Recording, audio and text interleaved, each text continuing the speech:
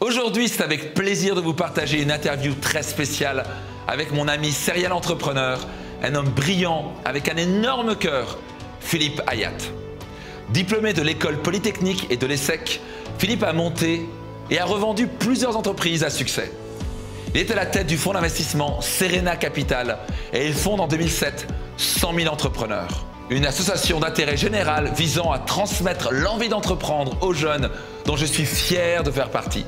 Mais ce n'est pas tout, il est aussi auteur best-seller de romans. La gestion de temps est l'une des branches de notre vie les plus challenging à relever.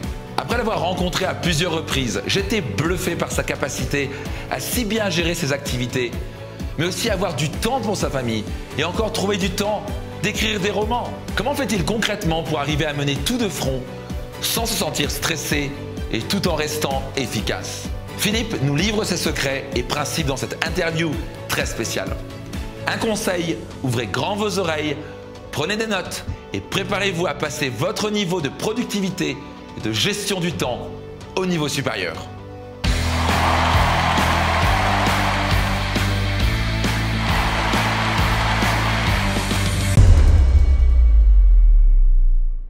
Philippe, quel plaisir de te recevoir à nouveau. Partagé. Tu es intervenu à Business Max, c'était incroyablement apprécié et je voulais que tu réinterviennes. Donc déjà, merci pour ton temps, je sais que tu es très occupé. Justement, on va parler de ça. C'est pas juste que tu es occupé, mais tu es incroyablement organisé et planifié. Alors, moi, je suis fasciné parce que tu es non seulement chef d'entreprise à succès, je crois que tu as aussi un fonds d'investissement, tu es président de 100 000 entrepreneurs, dont je participe régulièrement, qui est absolument fantastique. Vous êtes un entrepreneur, vous devez absolument contacter 100 000 entrepreneurs.com, c'est ça, ou .fr.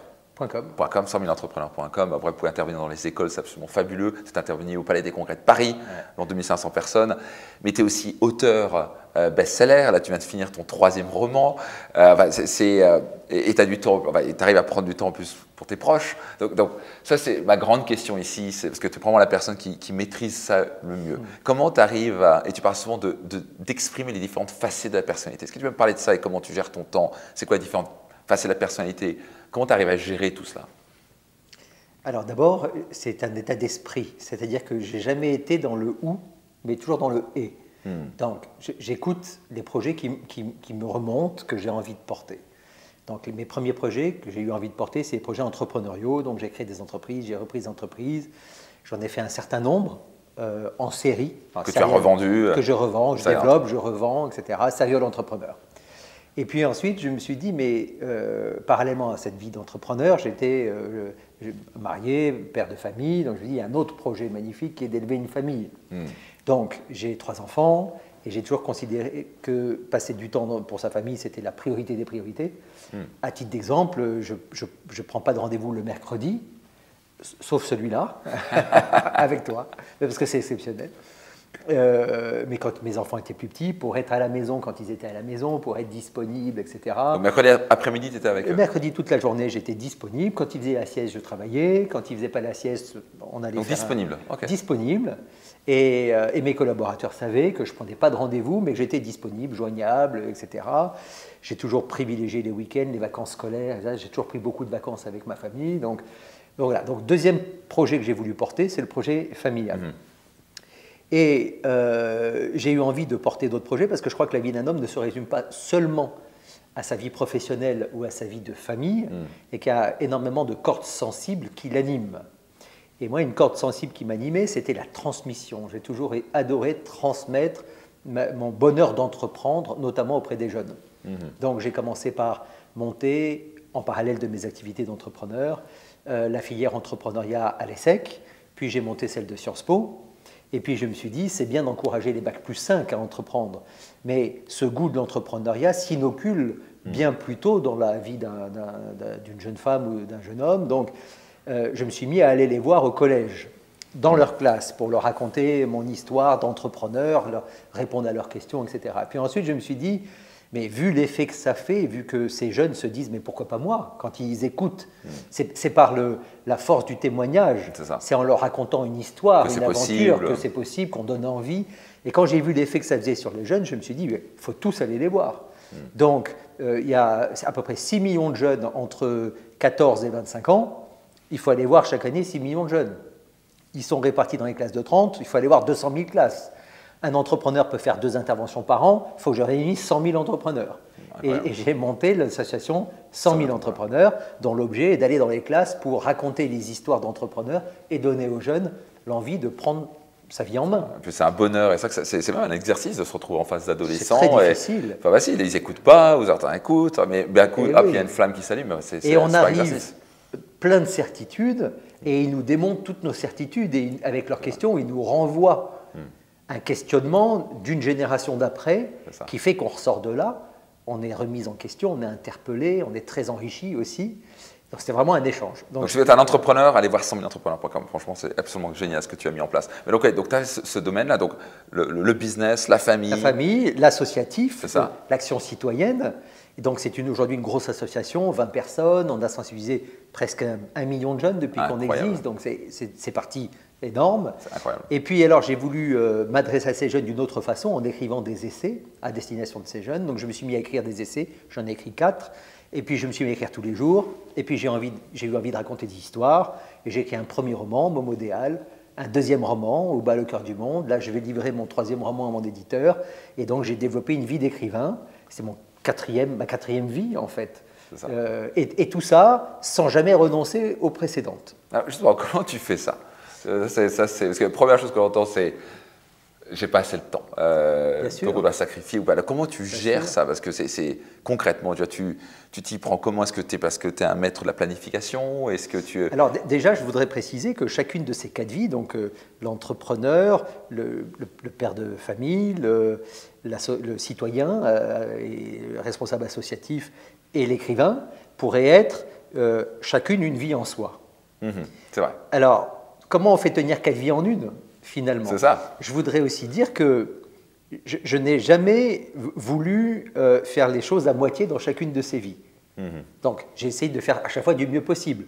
Quand j'ai commencé à écrire, je voulais être édité et avoir des lecteurs. Tu t'es pas juste dit je fais un roman pour le plaisir. J'écris pendant les vacances, je mets dans le tiroir, etc. Pour faire quand j'ai monté mon association, je veux vraiment sensibiliser 6 millions de jeunes, et j'en ai sensibilisé 1 million, je veux faire quelque chose de massif.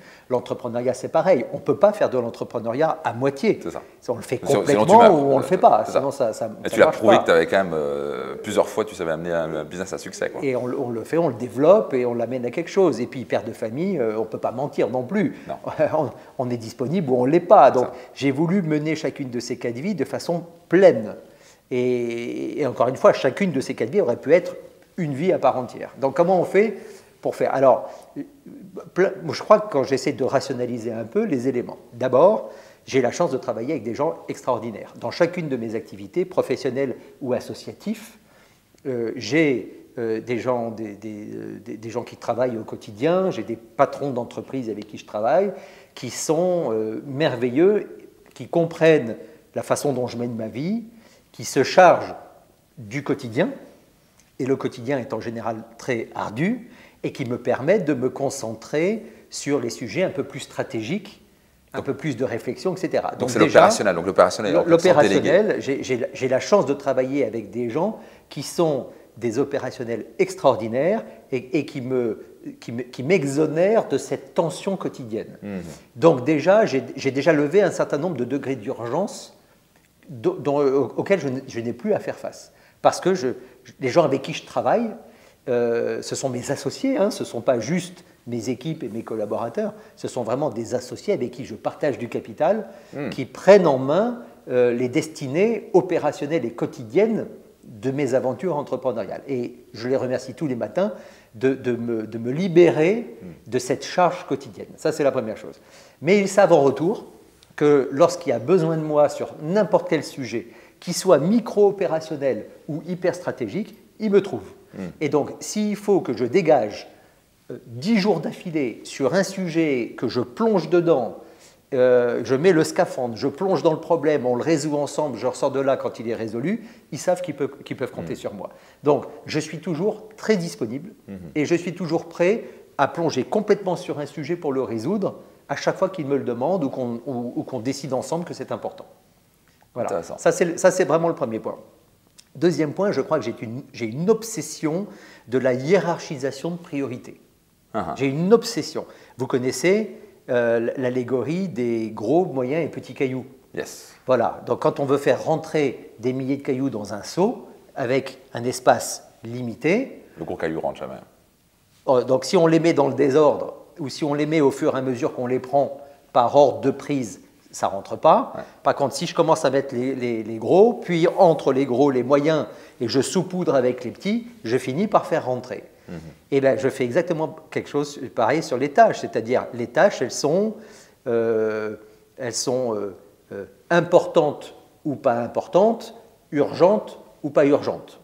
Et même parfois très important ou super important, parce qu'en fait, il y a beaucoup de choses qui sont très importantes, mais qu'est-ce qui est le plus important? Quelle est la question que tu te poses? Tu as une question? Oui, la première question, c'est est-ce que c'est une question d'importance fondamentale? Oui ou non? Si elle n'est pas d'importance fondamentale, elle sera traitée d'une autre façon par d'autres personnes. Si elle est d'une importance fondamentale, je m'en saisis. Ensuite, est-ce qu'elle est urgente ou pas urgente? Si elle n'est pas urgente, je la laisse décanter. Ça ne sert à rien que je la traite aujourd'hui puisque les choses vont évoluer et il faudra recommencer la réflexion et le travail. Donc je laisse décanter et je résous quand je suis mûr. Si elle est très importante et très urgente, je m'y mets. Et quand je regarde mon emploi du temps, j'ai des rendez-vous dans les 2-3 jours qui viennent. Je n'ai quasiment aucun rendez-vous au-delà de 3-4 jours. Parce que je veux libérer mon emploi du temps pour être immédiatement disponible quand l'urgent et l'important arrivent, et il en arrive tous les jours. Intéressant. Donc en fait, tu planifies ton agenda sur l'urgent important. Ça va un petit peu, c'est bien parce que ça va à l'inverse de ce que j'avais appris par un de mes mentors qui disait qu'on veut 80% de son énergie sur le non urgent important. Donc c'est intéressant. Mais l'urgent, ça ne veut pas dire le stress pour toi. L'urgent peut être un facteur de stress s'il faut finir quelque chose avant ce soir, avant demain soir, etc.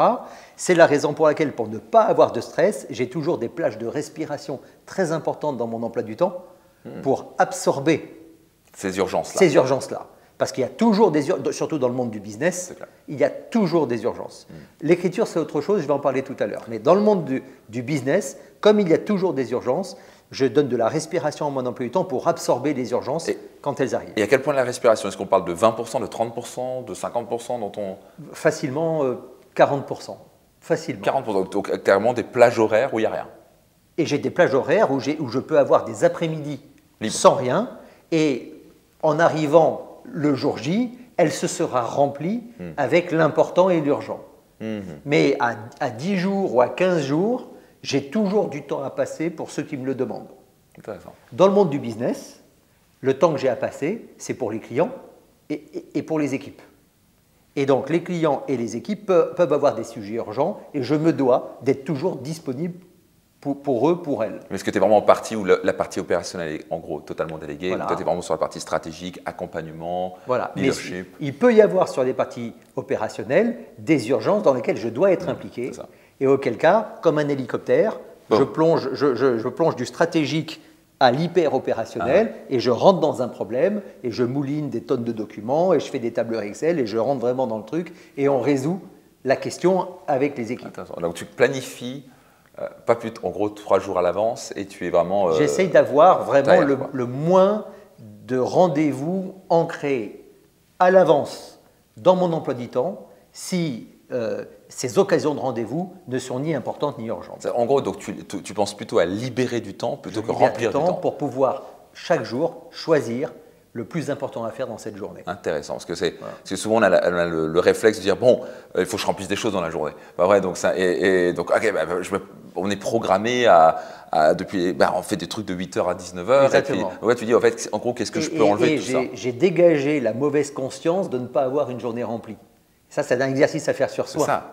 Comme on est des bons élèves, on a l'impression que si la journée n'est pas complètement remplie de 9h à 20h, on est je m'en foutiste. Mais au contraire, alors, vous disiez tout à l'heure, il faut 80% de son temps, ça doit être de l'important non urgent.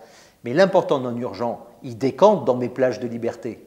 C'est justement, j'ai besoin presque de rêvasser sur ces plages de liberté de réflexion. Pour décanter l'important. Et quand je suis détendu, les choses vraiment importantes naissent d'elles-mêmes et les solutions naissent d'elles-mêmes. Donc tu laisses beaucoup de temps à la réflexion, Beaucoup. à la prise de recul. Tu t'y prends comment? Tu écris, tu penses? Alors déjà, là encore, j'ai dégagé de ma conscience cette mauvaise conscience qui consisterait à devoir répondre au son du canon. Voilà. Je ne suis pas tributaire des demandes qu'on me fait au point de devoir répondre par retour de mail ou au son du canon. Donc c'est le concept de je te lance un singe et tu dois le prendre. Un singe, mais alors donc soit un singe, quoi. Si le singe est non urgent, non important, il n'y a pas de raison que je le fasse. Donc, par contre, quelqu'un d'autre dans mes équipes aura à le faire parmi ses tâches. Et comment tu t'y prends concrètement? Est-ce que c'est la manière dont tu fais juste non? Est-ce que tu dis juste à qui tu te rediriges? Non, je dis jamais non sans solution. Donc je dis non, ça c'est pas moyen, mais je mets en relation avec la personne qui sera en général bien plus capable que moi de résoudre la question. Donc ça c'est pour le non urgent et le non important. Le non important urgent, c'est pareil. Si c'est pas important mais c'est urgent, quelqu'un va le faire parce que c'est dans ses attributions et c'est pas forcément dans les miennes. Quand ça devient important, urgent, j'ai dégagé mon emploi du temps pour y plonger. Et quand c'est important, non urgent, je laisse décanter. Et il n'y a aucune raison que je réponde rapidement, puisque ma réponse se bonifiera avec le temps de réflexion. Et donc, je n'ai pas de mauvaise conscience de ne pas avoir un agenda suroccupé, et je n'ai pas de mauvaise conscience de ne pas répondre au son du canon quand on me pose un problème. Et donc, à partir de là, je suis beaucoup plus serein. Alors ça, c'est vrai pour le business ou pour l'associatif. Et rapidement, le business, c'est quoi? 8 heures, d'une manière générale, à part le mercredi après-midi, apparemment, ou le mercredi? Le business, donc du coup, je suis disponible autant qu'il faut tous les jours. Maintenant, mes enfants sont grands, donc ils m'ont redonné mes mercredis. C'est ça. Ils sont grands, ils ne sont plus à la maison, donc voilà, j'ai plus besoin d'y être. Le business, c'est autant qu'il faut quand il le faut. D'accord, c'est ça. Donc, tu n'es pas en train de dire il faut que je travaille pour travailler. C'est quand il le faut, quoi. Quand il le faut, je suis là, et là, immédiatement quand il le faut. Et s'il faut plonger dans un sujet, je plonge dans un sujet.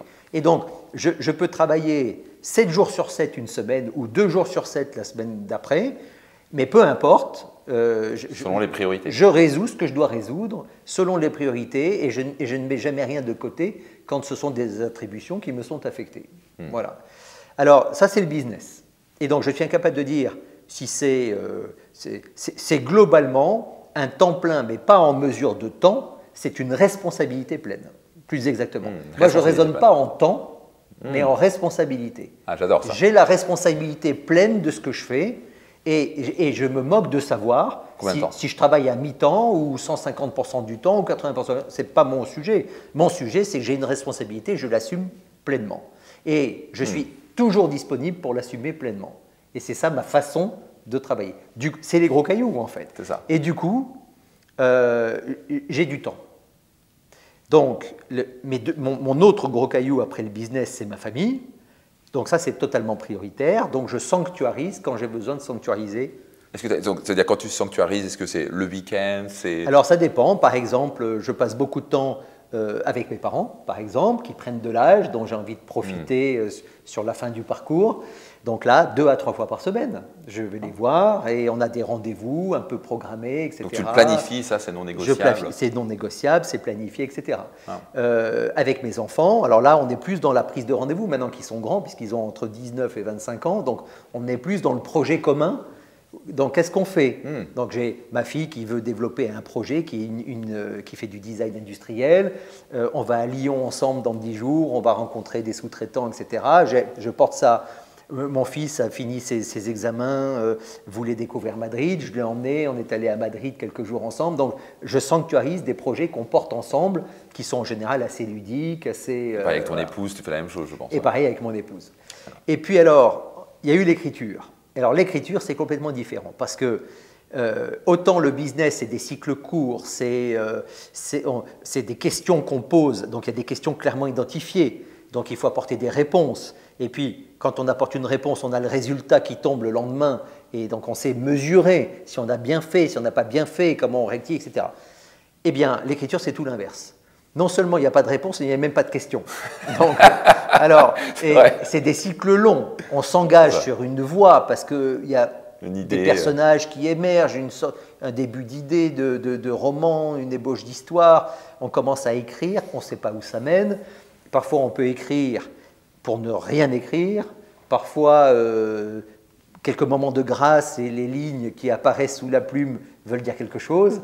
Ça dépend. Et on peut jamais rien, on ne peut s'attendre à rien de particulier. Et du coup, écrire un essai, je peux le faire le week-end, je peux le faire entre midi et 2 heures, je peux le faire le soir en rentrant. Écrire un roman, c'est pas possible, parce que quand je suis dans une histoire, c'est les personnages qui m'emmènent, et je dois jamais couper le lien avec les personnages qui se créent par le texte. Et tu écris, tu planifies ça ou Alors, est-ce que je suis obligé pour le coup de planifier, parce que je dois écrire tous les jours. Et pour pas perdre le, pour être dans l'histoire et ne pas perdre le fil, je dois écrire tous les jours, parce que c'est un roman. Et du coup, là encore, j'ai essayé plein de choses. J'ai essayé de le faire le soir quand je rentre du travail, mais j'arrive plus à me reconcentrer. Oui, je suis encore dans ma journée quand je rentre le soir. J'arrive pas complètement à faire le vide dans ma tête. J'ai essayé le week-end, mais le week-end, il y a tellement de choses à faire que c'est trop haché. J'ai essayé pendant les vacances, mais c'est pas possible de faire un roman et de le laisser tomber 2 mois et le reprendre. Et du coup, la solution qui me convient à moi, c'est tous les matins, je commence tôt ma journée et j'écris 3 heures tous les matins. 3 heures. 3 heures tous les matins. Tu te lèves à quelle heure Ben, ça dépend en général de ce que j'ai fait la veille. Quand je ne sors pas, quand je dors bien, etc., je peux me lever à 6 heures du matin, j'écris jusqu'à 9 heures, et puis je commence ma journée de travail autre, business et autres. Parfois, le lever est un peu plus rude, douloureux, pénible, et je peux commencer parfois une séance d'écriture à 9 heures et émerger à midi. Et alors, je garde mon téléphone allumé au cas où il y a une urgence, mais je ne lis pas mes mails. Mais les gens qui veulent me joindre savent qu'ils peuvent me joindre sur mon portable s'il y a une urgence. Ouais. Voilà. C'est pas te déranger pour voilà, ils savent que en général, le matin, j'écris. Et je commence ma journée de travail après. Et puis, si je l'ai commencé un peu tard, ben, je rattrape d'une manière ou d'une autre. Donc, tu finis peut-être plus tard Je finis un peu plus tard, ou je fais un peu plus le lendemain, etc. Mais comme à chaque fois, je gère les urgences, et si je n'ai pas eu le temps de faire quelque chose qui peut attendre le lendemain, c'est dilué dans mon emploi du temps et il n'y a aucun problème. Vu que j'ai des plages toujours de libre les jours d'après, ça rentre dans l'emploi du temps. Et là, j'écris donc tous les jours. Et là, pour le coup, c'est vraiment quelque chose qui n'est pas commun. C'est vraiment, autant on peut faire de l'entrepreneuriat et de l'associatif, ça reste un peu du business, quoi qu'on dise, parce que mon association 100 000 entrepreneurs, elle est gérée comme une start-up. Même si c'est à but non lucratif, même si une association d'intérêt général, mais il y a des salariés, il y a des objectifs, il y a des résultats. Donc, c'est un peu comme gérer une entreprise. L'écriture, c'est tellement différent que là, pour le coup, il faut se dédoubler, ou plus exactement, développer une corde sensible qui est très différente de la corde rationnelle de l'entrepreneuriat. Et je me suis rendu compte que j'étais un bien meilleur entrepreneur depuis que j'écris. Et donc, je me suis rendu compte que les 2 cordes sensibles se répondaient et s'enrichissaient. Donne-moi un exemple concret. Qu'est-ce qui a fait un exemple concret. Quand j'ai un problème qui arrive sur la table dans l'entrepreneuriat, ou une négociation difficile sur un business où on n'est pas d'accord avec les interlocuteurs, on a des objectifs contradictoires. Donc, ça peut être un client, ça peut être un entrepreneur chez qui j'ai envie d'investir de l'argent, ça peut être un collaborateur sur lequel on confronte nos idées sur un même dossier. Et avant que j'écrive, j'avais une vision extrêmement rationnelle de la résolution du problème. C'est-à-dire, il y a des normes, il y a des façons de faire, il y a des façons de réfléchir, il y a des façons de calculer un résultat net, il y a un cash flow, un truc. Donc, il y a des règles qu'on applique. C'est ça. Et je me suis rendu compte que dans des situations de business, il y a plein d'autres choses que des règles rationnelles. Quelle est la psychologie de mon interlocuteur? Quels sont ses objectifs? Même les objectifs qu'il ne s'avoue pas lui-même. Donc de l'empathie, c'est se mettre à la place de l'autre. Et donc voilà, et qu'est-ce que je fais quand j'écris? J'invente des personnages dans une situation. Je les plonge dans une situation et je dois comprendre qu'est-ce qui les motive à l'intérieur de cette situation. Donc en fait, en écrivant, tu as développé un peu de la psychologie et énormément d'empathie en fait. Exactement. Se mettre dans la place de l'autre, comment il vit ça. Et du coup, en regardant en quelque sorte mes interlocuteurs du business comme des personnages de roman, j'essaie de comprendre ce qui les motive, j'essaie de comprendre qu'est-ce qui est vraiment important pour eux dans la négociation. Et du coup, en comprenant ce qui est important pour eux, ce qui est important pour moi, on essaie plus facilement de trouver des chemins communs. Et donc, j'ai un peu rajouté à cette fibre très rationnelle une corde beaucoup plus sensible qui a trait plus à la psychologie des personnages, à la psychologie d'une situation, à la tension d'une situation. Qu'est-ce qui fait qu'une situation se tend ou se détend? Et pour détendre, il n'y a pas que des règles rationnelles. Parce qu'on peut très bien se confronter rationnellement et avoir l'un et l'autre raison, mais on n'avance pas. Donc, ce n'est pas tout d'avoir raison rationnellement. C'est chercher à comprendre, qu'est-ce que tu ressens. Il y a des situations où on peut avoir raison un peu différemment et l'un et l'autre, mais se mettre d'accord pour avoir raison ensemble. Et c'est ça que j'essaye à chaque fois de fouiller dans une situation business. C'est vrai pour un entretien de recrutement. Quand je recrute des gens, j'essaie de bien comprendre ce qui les anime, ce qui les motive, quels sont leurs drivers profonds. Et c'est quoi les questions que tu te poses? Typiquement, donne-moi un exemple de… C'est quoi les drivers profonds pour toi? C'est quoi? C'est l'argent pour certains? Dans un entretien de recrutement? Oui, par exemple. Eh ben, c'est par exemple pourquoi le projet que je propose dans mon entreprise correspond exactement à la vie que cette personne a envie de mener dans les prochaines années. Donc, qu'est-ce qu'elle a vraiment envie de faire? Pourquoi est-elle faite? Pourquoi son aventure précédente ne lui a pas donné tout ce qu'elle voulait avoir? Qu'est-ce qu'elle vient chercher chez nous qu'elle n'a pas trouvé précédemment? Comment moi je vais être capable de répondre à ses attentes? Qu'est-ce qu'il faut comme qualité pour répondre à mes attentes et est-ce qu'elle les a vraiment? Si elle les a, comment a-t-elle prouvé qu'elle les avait en m'immergeant dans des situations qu'elle a vécues? Je ne regarde pas le diplôme, le diplôme c'est une chose, mais ça reste très rationnel. Moi je veux que la personne me raconte des situations où elle a été submergée par le stress, où elle a au contraire pu surmonter son stress, où elle a été à l'aise, où elle n'a pas été à l'aise. J'ai besoin de comprendre comment elle a réagi. La situation. Voilà. Je vis, en fait, la vie, c'est des personnages immergés dans des situations. Et à partir du moment où je vis là-dedans dans mes romans, j'ai développé comme un second réflexe d'immerger, nous, les personnages de la vie quotidienne, dans des situations. Et ça me fait voir les choses un peu plus différemment que la seule lecture rationnelle, analytique du business. C'est génial. Et si on pouvait juste aller un focus un peu plus business par rapport à l'organisation du temps. Quand je parle de priorité, tu m'as parlé de priorité. Donc, c'est quoi les priorités pour toi d'un chef d'entreprise, en tout cas toi en tant qu'entrepreneur? Au passage, tu as plusieurs entreprises Oui, alors j'ai plusieurs entreprises. D'abord, j'ai un fonds d'investissement que j'ai cofondé avec Marc Fournier et Xavier L'Orphelin, qui est donc une société financière qui prend des participations dans des portefeuilles d'entreprises plutôt technologiques à très forte croissance. Donc, on est en tant que financier au conseil d'administration de ces entreprises. Vous êtes là aussi en mentor au conseil. Donc là, on est plus dans l'accompagnement, dans la réflexion partagée avec les chefs d'entreprise qui, eux, gèrent le quotidien par définition. Donc là, on est plus dans un accompagnement stratégique, financier, intellectuel. Et vous réunissez combien tous les quoi? Alors, les conseils d'administration, ça peut être une fois par mois, une fois par trimestre, mais les échanges qu'on a, c'est toutes les semaines avec les entrepreneurs, de façon très informelle.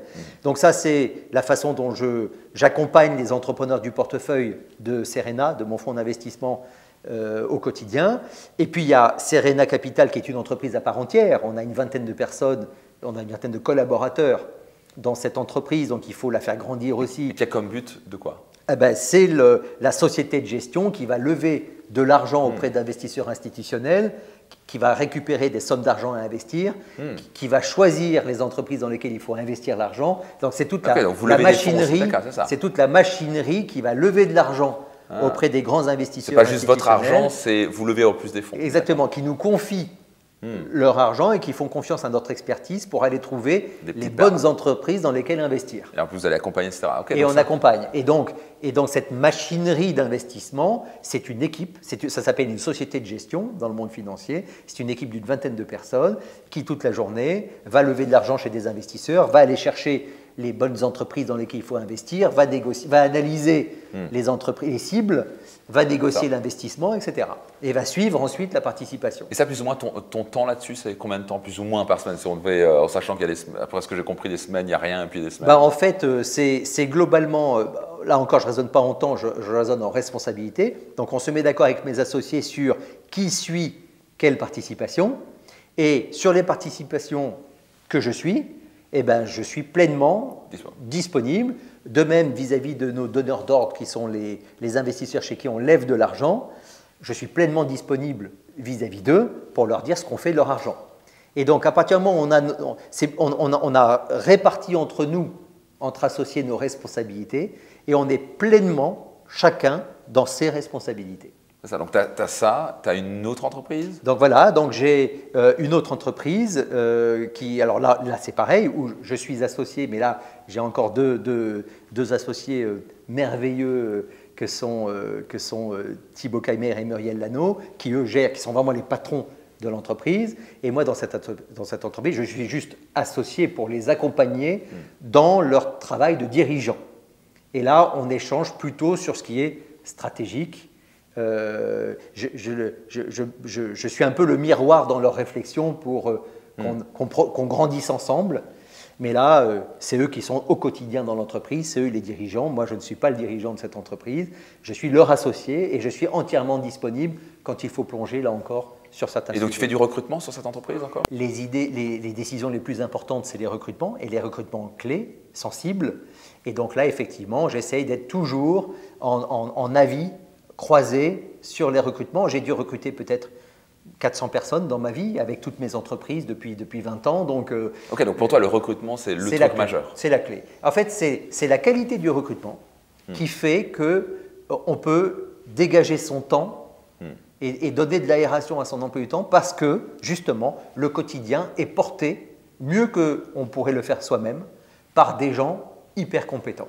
C'est quoi les must pour toi et les éliminatoires, les éliminateurs ou les must pour recruter? Est-ce qu'il y a un truc commun? Alors bien sûr, il y a des fiches de poste avec des compétences, ça c'est sûr, mais plus que la compétence, qu'est-ce qui est absolument éliminatoire? Alors déjà, moi je travaille le plus souvent avec des entrepreneurs. C'est-à-dire, un entrepreneur, dans ma terminologie, ce n'est pas seulement une personne qui monte son entreprise. C'est une personne qui a une envie, une passion, une envie, qui en fait un projet qui le porte. Et donc moi, je ne recrute que des entrepreneurs, on pourrait les appeler les intrapreneurs, c'est-à-dire ils portent le projet dans l'entreprise. Donc ils sont propriétaires de leur projet. C'est-à-dire que quand ils rentrent dans le bureau pour mettre sur la table un problème, ils apportent la solution. C'est-à-dire qu'ils disent « je suis confronté à ça, je pense qu'il faudrait faire ça, j'ai besoin de ton avis pour qu'on interagisse ensemble ». Mais c'est leur sujet. Ce ne sont pas des gens que je tire pour arriver à un résultat, c'est des gens qui me portent avec eux pour sublimer le résultat. Et comment tu recrutes? Comment tu les recrutes et quelles sont les questions que tu poses? Qu'est-ce qui fait que tu dis « ah, ça c'est important le projet ». Est-ce que c'est Alors déjà j'ai une règle, c'est quand j'ai un doute, je ne fais pas. Wow. Quand j'ai un doute, je ne fais pas. Parce que à chaque fois que j'ai un doute et que je me force à dire ce doute, ce n'est pas très grave, ça va s'arranger, ça ne s'arrange jamais. Et ce qui est très dur dans le recrutement, c'est qu'on a très envie que la personne qui est en face de nous soit la bonne personne, parce qu'on a un besoin urgent et crucial. Exactement, c'est urgent, c'est maintenant. Ouais. Donc, on ne rêve que d'une chose quand on entre en rendez-vous, c'est que ce soit la bonne personne. Donc, la bonne personne, elle a 15 sur 20. Et on dit, mais je vais la former, et puis le petit défaut, c'est pas grave, et puis on va l'arriver à 16, 17, 18. Ça ne marche jamais. Quand on a un doute, le doute s'élargit au lieu de se résoudre. Et donc, quand j'ai un doute, maintenant, je ne fais pas. Et quand on embauche, c'est un grand oui.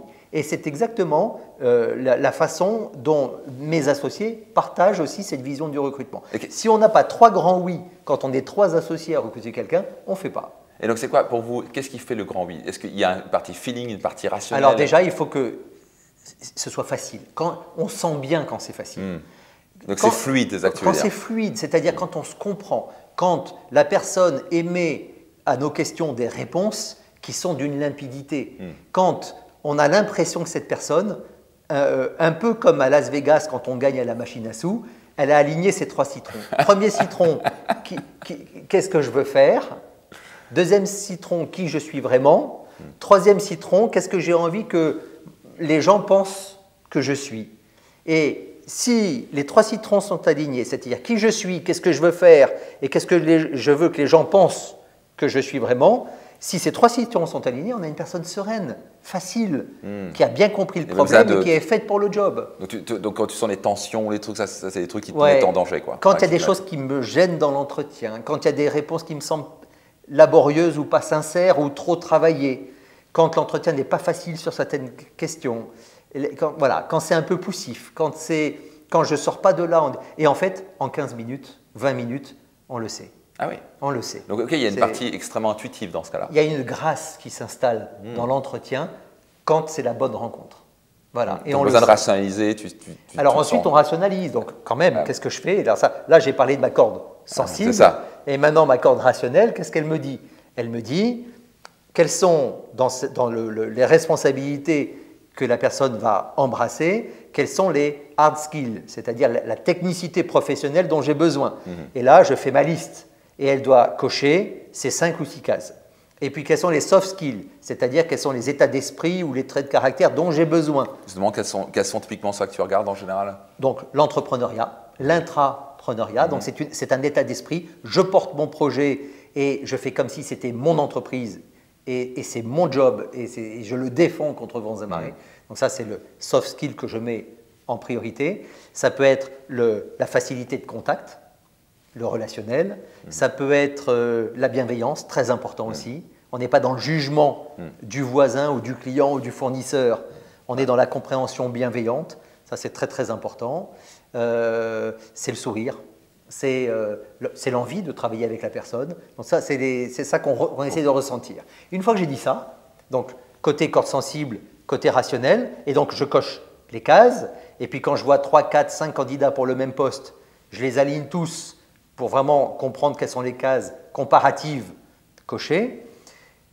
Et puis une fois que je fais ça, je ferme tout, et je lui dis, j'ai envie de voir qui le matin quand je vais au bureau. Et voilà. Et une fois que j'ai dit tout ça, je me trompe au moins une fois sur 3. Malgré ça? Malgré tout. Pourquoi?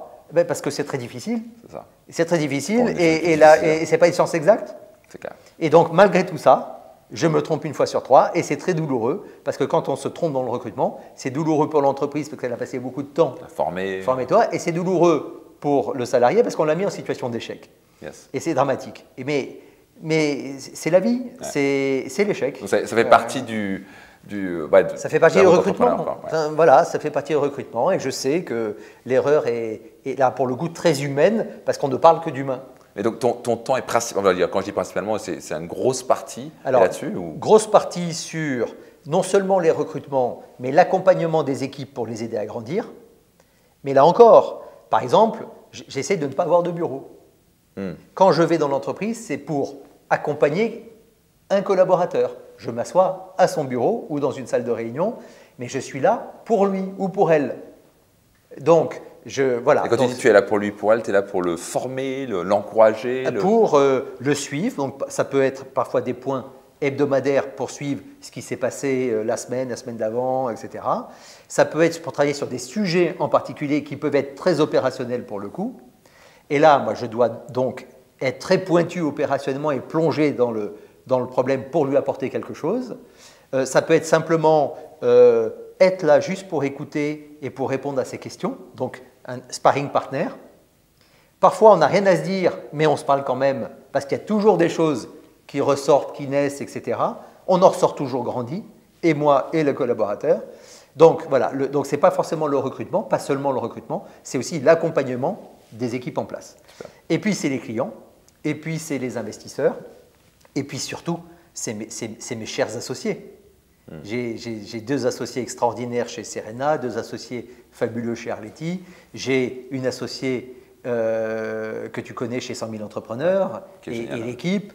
Donc, moi, je passe du temps avec eux pour parler de la texture même, de la chair de nos entreprises. Et on rentre vraiment dans le cœur du sujet et on grandit ensemble. Et en général, c'est assez stratégique ça, mais ça peut être hyper pointu opérationnellement sur une chose. On fait l'hélicoptère ensemble et je passe beaucoup de temps avec eux et quel bonheur. Incroyable. Waouh. S'il y avait un conseil que tu devais donner dans la gestion du temps, gestion du temps, ce serait quoi? Alors déjà, ne laissez le soin à personne de gérer son temps à soi. Le temps, c'est beaucoup plus important que l'argent, beaucoup plus important que n'importe quel actif. C'est clair. Et donc, c'est tellement important qu'il faut le gérer soi-même. Par exemple, je n'ai jamais eu de secrétaire ou d'assistant. Je n'ai jamais confié à qui que ce soit le soin de me prendre des rendez-vous et je n'ai jamais partagé mes agendas pour qu'un tel ou un tel puisse bloquer des plages par définition sans que moi j'ai décidé qu'on bloquait cette plage. No way. Donc, il n'y a qu'une seule personne qui gère l'agenda, c'est moi. Parce que le temps, c'est ce que j'ai de plus important. Donc ça, c'est vraiment la première chose. Ensuite, je suis obsédé par la gestion des priorités. Voilà. Est-ce que c'est vraiment important, c'est ça? Est-ce que ma place, elle est là, à ce moment-là? Et quand je sens que je fais quelque chose qui aurait pu attendre ou qui est trop anticipé ou qui me fait passer du temps alors que j'aurais mieux fait de passer du temps ailleurs, je sens dans toutes les fibres de mon corps que je ne suis pas là où je devrais être à ce moment-là. Je suis mal placé dans le temps et l'espace et j'en suis très malheureux. Et c'est physique même. Je vois exactement de quoi tu parles. Et donc, voilà, donc pour ne pas me mettre dans ce sentiment d'erreur-là, je fais toujours très attention en me disant, est-ce que ce que je vais faire aujourd'hui, c'est là où je dois être? Et quand la journée se termine, je me retourne vers le passé et ma journée en disant, est-ce que je suis content d'avoir vécu cette journée? Donc tu te poses ces questions au début et en fin? Mais toujours. Et tu les poses comme ça ou tu les écris? Non, alors très souvent, j'ai sur mon ordinateur ma semaine et je médite sur ma semaine. Je passe du temps sur ma semaine en regardant mes rendez-vous, mes plages de respiration, des trucs. Et ça me prend beaucoup de temps pour organiser ma semaine et les semaines d'après. Et tu fais ça quoi, le dimanche, le samedi? Un peu tout le temps. Tout le temps. Quand j'éprouve le besoin, voilà, je réarrange, etc. Donc beaucoup de temps pour réfléchir, pour poser la question. Je passe beaucoup de temps à gérer mon temps, comme certains passent beaucoup de temps à gérer leurs euros, leurs actions, etc. Moi, je gère mon temps. Tu gères ton temps. Tu vois ça comme une monnaie. C'est mon actif. C'est mon actif principal. C'est clair. Voilà, donc j'attache beaucoup d'importance à le gérer moi-même et à passer du temps pour le gérer. Mais encore une fois, je suis un enfant gâté. Pourquoi j'arrive à faire ça? Mais parce que je travaille avec des gens qui me donnent cette chance, puisque eux portent le quotidien et eux, sans doute, n'ont pas cette chance ou n'ont pas ce luxe de faire ça. Donc parfois, je me dis, ben, je bénéficie de la chance qu'ils me donnent de pouvoir le faire. Après, c'est win-win aussi, c'est bon pour eux, bien sûr. Alors, ils le font aussi parce que j'ai l'impression aussi qu'ils se disent que quand j'interagis avec eux sur leur sujet, je fais avancer la machine aussi. C'est clair. Donc, ils ne le feraient pas sinon. Donc, on y trouve chacun notre compte, mais comme on est dans une grande bienveillance, chacun respecte la façon dont l'autre fonctionne. C'est fabuleux. Voilà. Donc, comment on peut écoute, alors, tu as un livre qui va sortir bientôt. Est-ce qu'il faut qu'on en parle maintenant ou est-ce que déjà ils peuvent se procurer le second livre? Alors oui, comme je suis un peu superstitieux, je ne vais pas trop parler celui qui n'est pas encore sorti. Et j'en laisse la primeur à mon éditeur. Donc, quels sont les deux livres qui pourraient se procurer? Alors, les deux livres. Donc, le premier, c'est Momodéal qui est sorti en 2014, qui est sorti en grand format et en poche. Et le deuxième, c'est Ouba, le cœur du monde, qui est sorti en 2019 et en septembre dernier en poche également. Et qui a été primé au passage. Et oui, alors voilà, il a été bien accueilli, ils ont été traduits, etc. Donc ça s'est passé. Momodéal, c'est l'histoire d'un jeune garçon qui est privé de ses parents pendant la guerre, qui a une petite sœur à charge et qui est recherché par les Allemands et qui doit vivre à Paris, dans le quartier des Halles, et traverser la guerre. Il a 14 ans, sa sœur a 11 ans et qui doit subvenir à leurs besoins et on le suit traverser la guerre contre vents et marées. Et voilà, et puis il rencontre son destin, et j'en dis pas plus. C'est ça. Et Ouba, le cœur du monde. Et Ouba, le cœur du monde, c'est un jeune enfant qui a une passion d'être jazzman, saxophoniste, et dont les parents prévoient des études et bien un autre parcours pour lui, et qui force le destin et contre l'avis de ses parents, de sa famille, de son milieu, contre vents et marées, persévère dans son être, pousse son talent et va devenir un des plus grands jazzmen du XXe siècle. Génial. Donc, vous pouvez vous procurer ces livres. Je pense qu'on peut les trouver sur Amazon ou Absolument. ailleurs. Et si vous êtes un entrepreneur, 100 000entrepreneurs.com. Franchement, allez voir. Vous allez raconter votre aventure dans une salle de classe. On organise tout. On vous prépare tout. Vous avez juste à vous rendre dans un collège, un lycée près de votre lieu de travail ou lieu d'habitation. Et vous allez vivre 2 heures exceptionnelles avec ces gosses. Je confirme. Merci Philippe. Enrichissant, fabuleux. Merci encore pour ces... Merci. C'était extraordinaire. Merci Merci Philippe. Merci. J'espère que vous avez apprécié cette vidéo. Si vous êtes un entrepreneur et que vous êtes déterminé d'accélérer vos ventes et votre chiffre d'affaires, j'ai un cadeau pour vous. C'est un livret 100% gratuit qui s'intitule « Les 7 moyens efficaces pour booster votre chiffre d'affaires de 100 à 200% en période de crise sans devoir dépenser un centime ». Pour le recevoir gratuitement, cliquez sur le lien dès maintenant.